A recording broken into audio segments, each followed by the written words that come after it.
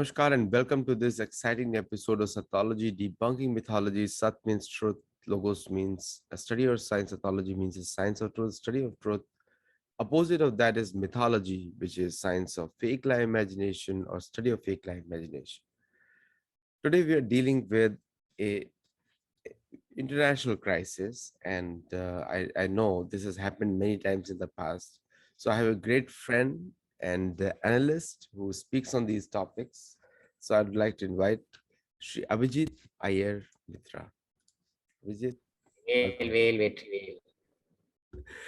Abhijit, don't you think like suddenly with all this Afghanistan, Taliban, and the US, the entire China's focus has been gone? Is it like a strategy or something? It's not a strategy, but see, what happens is if you're incompetent, your problems keep adding up. You remember the famous Doha of Kabir, क्या कल करे सो आज करे सो अब पल में परले होएगी बहुरी करेगा कब. It's like that. If you don't do what you're required to do now, then your worries keep adding up. But this is also a case of classic imperial overextension. It's not new. Every empire does this. They get overextended into problems that they shouldn't get dragged into.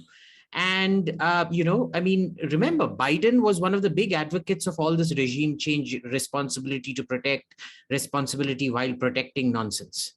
He can say it's not our mission now to bring democracy to Afghanistan and all that crap. But for 8 years under Obama, he was spewing the same crap. So That's what's right. changed? Right. So, this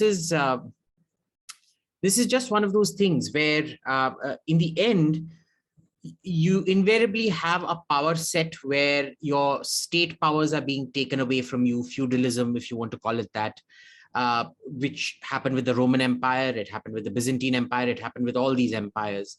Too many wars to fight all at the same time. It's natural. It's usually the sign of an empire in decline. So one of the things was like recently, I'm hearing so many TV shows on all these areas. ISIS K, I can't even say the name. ISIS K, ISIS SL. Now all these different names are being thrown out. Are these real organizations or these are just organizations on paper? No, they're very real. They're very real. See, this is a Pakistani tactic. Now, technically, to fight in Kashmir, you need just one terror organization. Like in Israel, you've only got Hamas and Hezbollah. And they were started up because Hamas was a Sunni organization, Hezbollah was a Shia organization. Now, why does Pakistan need to start up 15, 20 organizations in Kashmir? They learned their lesson from starting up just one organization, the original terror organization, which was called the JKLF, the Jammu Kashmir Liberation Front. And they realized they couldn't really control it. So what you do is you split it up. This is what they realized with the Taliban as well, that they could control it up to a point, but beyond that, they couldn't. So you have Quetta Shura Haqqani network. The problem was that they had, managed to piss off both these networks. So they needed a third player in the whole thing, where they imported ISIS ISIS Khorasan. And they're basically using it. Now, remember, ISIS and the Haqqani network in the past have had a kind of love-hate relationship. They've fought against each other, killed each other, but they also cooperate in certain attacks. And what you learn from this is, think of it this way. It's like, what do you call it? It's, I guess, if two countries are fighting, this is the third country that wants these two countries to keep fighting. So when required, it will interfere on this side. When required, it will interfere on that side. So that is what ISIS-K will do. It is a Pakistani mechanism to see to it that neither the Quetta Shura nor the Haqqani network within the Taliban actually gain the upper hand, and they perpetually at each other's throats. It must be really, the Americans are just carried on by all this propaganda. India keeps shouting, they don't care. They don't seem to care. At least the media. But look, this is such a normal thing. If you read, you remember we've spoken about this. Americans are now consuming junk. They're not consuming news. They're not consuming informed opinion. What informed opinion they get is too micro. There's nobody able to macro it anymore. It is deeply partisan. And if you remember, this is how we discussed how democracies destroy themselves. Democracies are seldom destroyed from without. They destroy themselves from within. And, going back to sort of Hindu, well, Buddhist mythology, but Indian mythology, this is the story of Amrapali and Magadha, right? Where the king of Magadha infiltrates her city, which has been so proud for so long, and he sows dissension amongst the democracy out there. So when the army finally arrives, they themselves open the door and welcome the Magadhan army in. So this is the classic case. Yeah, I'm just shocked at the American naivety and Russians, everybody. Now, today, Russians has also joined the same bandwagon. They're also supporting the Taliban. And we already spoke in the last show. So, They have not joined the bandwagon now. They joined the bandwagon when Obama alienated them, and they decided very clearly that, America isn't going to get overflight, and we are going to do to America what America did to us in Afghanistan, which is see to it you get destroyed. Mind you, the Soviet withdrawal was far more civilized and decent than the American withdrawal. So the Russians had that plan throughout. It doesn't help India. Now, see, the thing is, as an Indian, I don't care what the Russians do to America. My problem is what the Russians do to India, and that fellow that they put in charge of it, Zamir Kabulov, the Russian Putin's special negotiator. In the Kremlin, he's known as a Pakistani intelligence agent, essentially compromised Pakistani intelligence, because his whole game was that we're not going to interfere, we're not going to kill American troops, but if Pakistan wants to do it, you know what, we're going to synchronize with them, coordinate them, help them in any way we want, and that's what they've achieved. China was also in on this. China's only goal was to get America bogged down in Afghanistan, to waste treasure, to waste lives, everything. so the Indian, now Indian and China Russians are both good chess masters. Do you think the Indian chess players are also up to the sleeve on this one, the strategic chess? Indians are not good chess masters. We may have invented the game, but we're absolutely third rate at the game. We've only produced one great world champion, Vishwanathan Anand. Rest we produce at best minor level players. We're third rate at the game.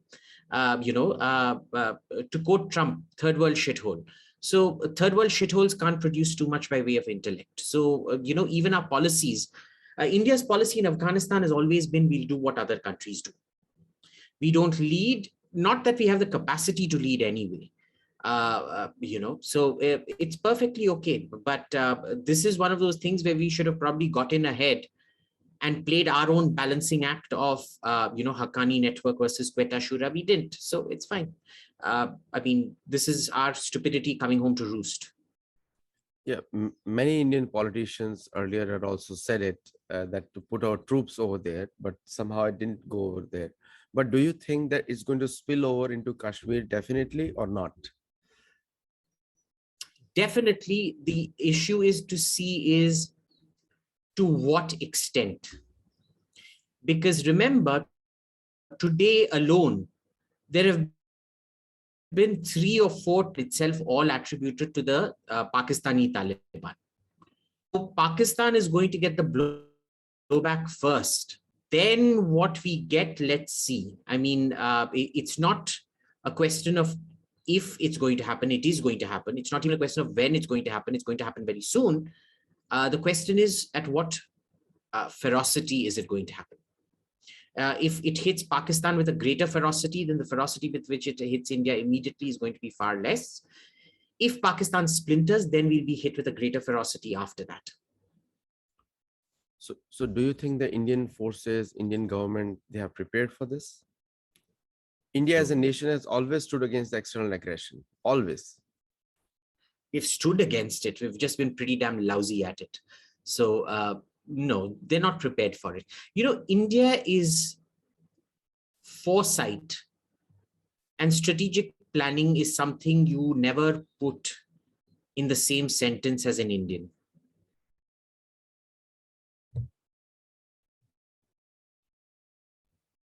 Abhijit, now coming back to the American this thing, they recently attacked an auto rickshaw in somewhere. It looked like an auto rickshaw, and the ISIS-K and the person who did it, was it an whitewash? Like the Biden just claimed in 36 hours, like that they've attacked it, and now Americans are questioning it, who they attacked. I don't know. I don't know what this auto rickshaw attack is. Like the in 36 hours, American forces attacked at the border near in Afghanistan. I don't know about this. I don't know. It's all in the media right Sorry, now. I It's all in the must. media. Anyway, Okay, I must have missed this. okay. So the one of the things which the in American, I was in a strategic thought think tank yesterday meeting, and one of the things they were saying that it is the responsibility of India to step in and Afghanistan and other places. And the answer of one of the analysts was that it has to be under the United Nations. But the Afghanistan situation is way beyond the United Nations right now. Look, It has it's gone. not our responsibility to do jack shit. America made this mess. America has to clean up this mess. We have zero responsibility. All right, zero. If you remember, the Americans first were telling us, oh, the only reason our troops are getting killed is because Indians have invested money with the Afghan government and things like that. And we were doing nothing military. So the first 10 years were spent on this. Then they started telling us, oh, you need to invest more. Okay. Then they started telling us, oh, you need to send troops. How are you going to let us finish the Iran-Afghanistan road? No, they were more interested in their own projects than they were in finishing that road, which would have eventually helped America find an alternate supply line to Pakistan. They didn't focus on that. So, I hear all these idiotic statements coming out of think tanks. Remember, these same think tanks, they're the buffoons that got the Israel-Arab peace all wrong. Trump proved them to be buffoons. These are the same buffoons who said that Taliban won't fall. These are the same buffoons who have essentially supported and reinforced America's failed policies for 20 years in Afghanistan. I don't take these think tanks seriously. Right, and you shouldn't either.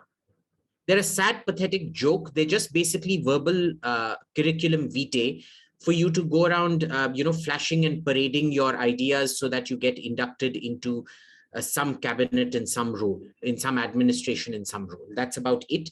We don't take them seriously.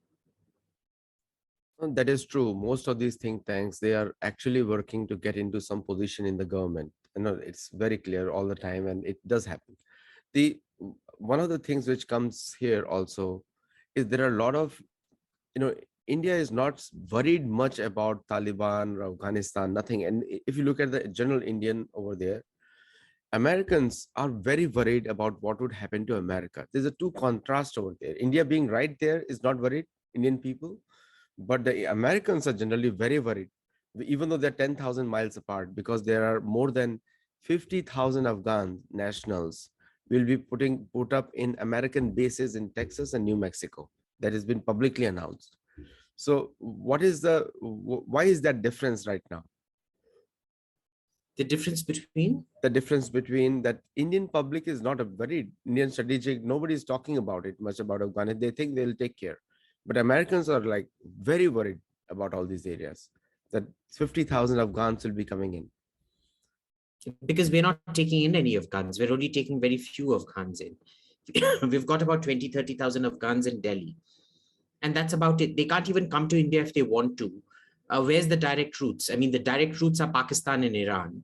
From Pakistan and Iran, there's no easy way of getting yourself smuggled into India. It's really America's responsibility to look after those who helped America. And they're going to come to America, and best of luck. I just want to remind you that one chap who sneaked into the French Air Force plane that evacuated him turned out to be a Taliban chap himself, who had come to France as a refugee to plan terror attacks and things like that. Now, America ultimately has to pick up the tab for its mistakes. True, very true. Because it seems that the American planners missed out on the exit. Exit was one of the biggest mistakes they did, and it was Look, a very this is just gross incompetence. All right. This is possibly impeachable. I don't know what idiot came up with an exit plan where you haven't evacuated all your citizens first, your citizens and supporters first, and then take out the military. Okay, you took out the military first and expected the evacuation to happen later. Just absolute rubbish. At least when you saw the writing on the wall that things are collapsing as rapidly as they are, you should have figured it out. They still didn't do it.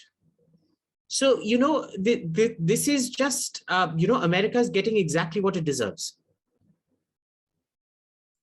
it has been a lot of talk of impeachment and other things, but I don't think so that's going to happen because of the They majority won't of. impeach him. They won't impeach him because anyway, they can't impeach him. It's both the Senate and the House are controlled by Democrats. And this is going to be a partisan vote. Yeah, it has always been now partisan. Now it is no more, it's only on party lines, so it's not going to happen. And he's going to continue, and its popularity rating, CNN will start showing it going up and up and up shortly. So, and They did a puff piece on him today as well. They said, oh, they wanted to show him as having great amount of steel or whatever. So they gave a blow by blow account of what happened when he was informed about the attack. Have you seen any criticism proper of him on CNN? no, I never. haven't. Have you seen any criticism of him on MSNBC? No. Remember, this isn't about policy, it's about politics. American media stopped being about good policy. It's all about brown nosing, ass licking, and politics. And the useless theories like critical race theory and all these things are still being discussed. Now, Florida and Texas, they had the surge of coronavirus. Surge. It's so much that the Florida, there is no hospital bed available. There is no oxygen available in the state of Florida. There is no oxygen available in Texas today. Now, despite that, this is what they're focusing on. That is completely out of the media. So do you think the media incompetency of Americans is going to, or awareness, is it the whole thing looks like a plot? Every country gets the king it deserves. Every country gets the media it deserves. Why are MSNBC and CNN afloat? Why is the New York Times and Washington Post afloat? Clearly, people are paying for it. Clearly, they think these are the newspapers of record or the news channels of record. Congratulations to you. You're getting exactly what you deserve.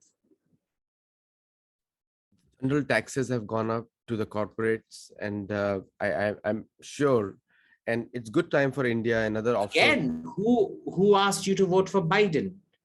Congratulations to you. You got what you deserved. Who asked you to vote for a Democrat governor of California that's legalized open theft of supermarkets?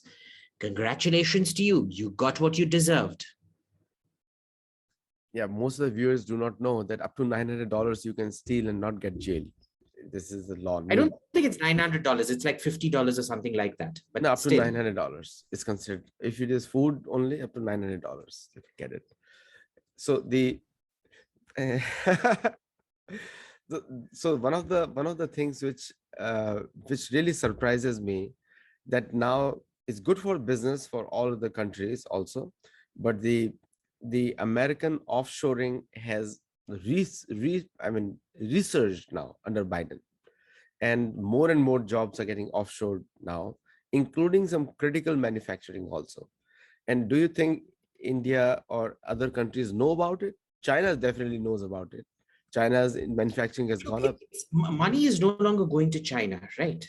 I think you'll find it very hard to find any new investment coming into China anymore because, of the arrest of the Canadian executives and things like that. It's one of those places where if you go in, the risk of you being there is so high. I don't think it justifies people going there anymore, which is why you saw so many companies move to Vietnam. Some companies said they were going to move to India, but India ended up being such a third world shithole, to quote Trump again. Nobody wanted to come here. So nobody's going to come to India, but certain other countries like say Vietnam or all those countries, they might pick up some of this manufacturing. Good for them. Now, recent visit of Kamala Harris, Vice President, to Vietnam and other places was touted as a big success. But if you look at the international sources from the Vietnamese news and other places, it was a big failure. So, what is in your view that visit of Southeast I Asia? don't think it was a failure. It was more activity masquerading as achievement, which is, I guess, what they wanted Kamala to do. Kamala was never put in there to take decisions. Kamala was put in there to be a puppet for other interests, which she's very good at. She doesn't have a thought that is her own. Excellent. What was her? I mean, forget the sheer insensitivity of laughing when American troops had been killed. I mean, she was literally giggling away, that irritating, cackling laugh of hers. What was a big announcement? That she's managed to get a lease for a new embassy in Hanoi. That's about it. And also, Vietnam asked them to join the Quad, and Vietnam wanted to be included in the Quad. And I think that is they're working. No, that's not accurate. Vietnam does not want to be included in the Quad. That is not accurate at all. Vietnam, in fact, wants to stay very clear of the Quad. They're very happy for bilateral cooperation, but right now they are not in the mood for joining any international coalitions and alliances, least of all with America at the moment after what happened in Afghanistan. Because remember, if this can happen to Afghanistan today, it can happen to Taiwan and Vietnam tomorrow. So 18,000 of American contractors left and leaving the entire American Afghani Air Force on the ground. That's what I heard. India Yes. signed an agreement for C-130 Hercules to entire $328 million contract with Lockheed Martin. Do you think that in case of war, this can happen the same way what happened in Afghanistan? To us? Why? To us, yes, because the American contractors were working on No, it. Afghanistan doesn't have a maintenance chain. We have our own maintenance chains. So, even if America imposes sanctions on us, we can keep those planes running and flying for about at least 10, 15, 20 years, because there's enough of a black market for these spare parts and things like that. It's a big enough and diversified enough fleet to be acquiring black market spares. Like, for example, Pakistan, how did they manage to keep their F-16s flying when they were sanctioned from 1990 to about 2001? Thank you, Abhijit. I think we covered most of these points. Would you like to say anything on these upcoming, like what do you see the Afghanistan Taliban situation will come for India, for the benefit of India, or for against, like it can be threat to I India? already said that. It's first going to hit Pakistan. Let's see. It's not a question of if, it will hit India. The question is how badly will it hit India? That we'll see. But anyway, that's all I have to say. Thank you, Abhijit, for your time. I know you have to go to another show, and namaste Wait, to all wait, the wait, wait. viewers. Thank you.